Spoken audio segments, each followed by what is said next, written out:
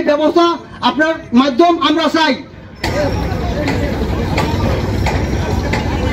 ছবি উঠানো হয়েছে, ছবি উঠানো হলে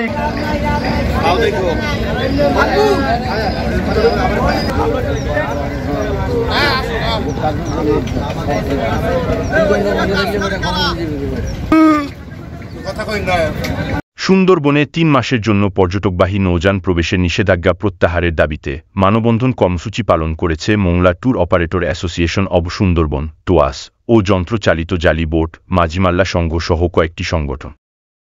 আপনারা দেখছেন বাগেরহাট 24 টিভি। সব খবর পেতে আমাদের সাথে যুক্ত থাকুন। সাবস্ক্রাইব করে আপনার প্রিয় পছন্দের চ্যানেলটির সাথেই থাকুন।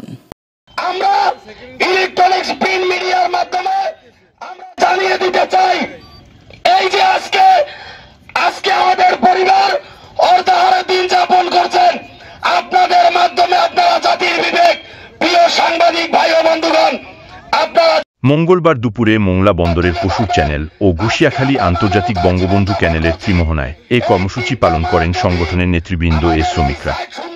হলে আমাদের পরিচিতি কি হবে, আপনাদের মাধ্যমে আমরা মাননীয় সরকার প্রধানকে জানিয়ে দিতে চাই। মানববন্ধনের আয়োজকরা জানায় 2022 সাল থেকে সুন্দরবনের পর্যটক স্পট করমজল, হারবাড়িয়া ও আন্দারমানিক এলাকায় প্রাণ প্রকৃতি সুরক্ষায় বন্যপ্রাণী ও মৎস্য সম্পদের প্রজনন মৌসুম। তাই 3 মাসের জন্য সুন্দরবনের পর্যটকবাহী নৌযান প্রবেশ নিষেধাজ্ঞা জারি করে বন বিভাগ। 1 জুন থেকে 31 আগস্ট পর্যন্ত এ নিষেধাজ্ঞা চলমান থাকবে বলে ঘোষণা দেওয়া হয়। এ 3 মাস পর্যটক পরিবহনের সাথে সংশ্লিষ্ট প্রায় 4 থেকে 5 হাজার পর্যটক পরিবহন নৌযান শ্রমিকরা বেকার বসে থেকে অর্ধাহারে অনাহারে মানবেতর জীবন যাপন করতে হয়। তারা আমার সদস্য, এই ঝড় বন্যার মধ্যে লঞ্চ ছাড়া কিন্তু যাতে করে অন্য পেশায়ও যেতে না পেরে পরিবার পরিজন নিয়ে অনেক কষ্টে দিন যাপন করছে শ্রমিক ও ট্যুর মালিকরা, অভিযোগ সংশ্লিষ্টদের।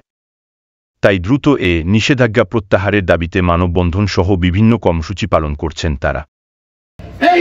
এ সময় তাদের জীবন জীবিকা চলার বাহন নৌযানে প্রায় ঘণ্টাব্যাপী ব্যানার হাতে নিয়ে কয়েক সহস্রাধিক মালিক কর্মচারী ও শ্রমিকরা মানববন্ধন কর্মসূচি পালন করে।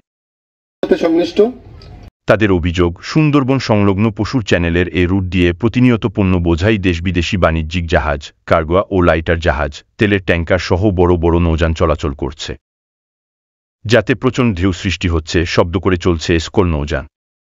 তাতে যদি সুন্দরবনের বন্যপ্রাণী বা মাছের প্রজনন নষ্ট না হয়, তবে সামান্য ছোট্ট জালি বোট বা ট্রলার চলাচল করলে কিভাবে প্রজনন নষ্ট হয় তা সংশ্লিষ্ট কর্তৃপক্ষকে তদন্ত করে ব্যবস্থা নেয়ার দাবি সংগঠনের নেতাদের। চলাচল করে এই পশুর নদীর মোহনায় 2-3টে স্পট আছে, করমজল, হারবাড়িয়া, আন্দারমানিক। এই স্পটগুলো এমনি এছাড়া হারবাড়িয়া, ফেয়ারওয়ে বা হিরন পয়েন্ট এলাকায় বাণিজ্যিক জাহাজে দেশ বিদেশি নাবিক, আমদানি রপ্তানিকারক ব্যবসায়ীরা চলাচল করছে। তাদের যাতায়াতেও জালি বোট ব্যবহৃত হচ্ছে, কিন্তু নদীতে এ সকল বোট দেখলেই তা আটকিয়ে মোটা অঙ্কের জরিমানা নিচ্ছে বন বিভাগের সদস্যরা বলে অভিযোগ আয়োজকদের। তারা সুন্দরবনে পর্যটকবাহী নৌযানের উপর বন বিভাগের এমন সিদ্ধান্ত প্রত্যাহার করে পর্যটক খাতকে আরও শক্তিশালী করার আহ্বান জানা। প্রধানমন্ত্রী একটিবার আপনি বিবেচনা করবেন, আপনি মা জননী, এই মোংলা 3 থেকে 4 হাজার শ্রমিক, মাঝিমাল্লা শ্রমিক যারা আছেন, আজকে যদি পর্যটন আসা বন্ধ।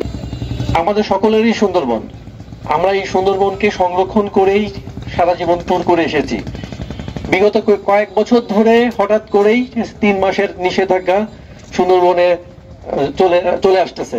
এক জায়গায় আছে ট্যুর। এ সময় বক্তব্য রাখেন জালি বোট মালিক সমিতির সভাপতি বন্দর ব্যবসায়ী HM দুলাল, সাধারণ সম্পাদক মোফ মিজানুর রহমান, মাঝি মাল্লা সমিতির সভাপতি মোস দেলোয়ার হোসেন, ভারপ্রাপ্ত সাধারণ সম্পাদক মোস সোহাগ, মোংলা লাইটারেজ শ্রমিক ইউনিয়নের সহ সভাপতি মাইনুল হোসেন মিন্টু, খুলনা টোয়াস এর দপ্তর সম্পাদক মোসরকি, রুবেল, মোংলা ট্যুরস ব্যবসায়ী খোকনো সহ অন্যান্য সংগঠনের নেতৃবৃন্দরা অনুষ্ঠানে উপস্থিত হয়ে বক্তব্য রাখেন। আমরা আশা করব যাতে ওই পর্যন্ত না যেতে হয়, এর মধ্যেই যাতে আমাদেরকে এই নিষেধাজ্ঞা আমাদের উপর থেকে তুলে নেওয়া হয়। আমি এই জন্য সংশ্লিষ্ট কর্তৃপক্ষের কাছে অনুরোধ জানাচ্ছি।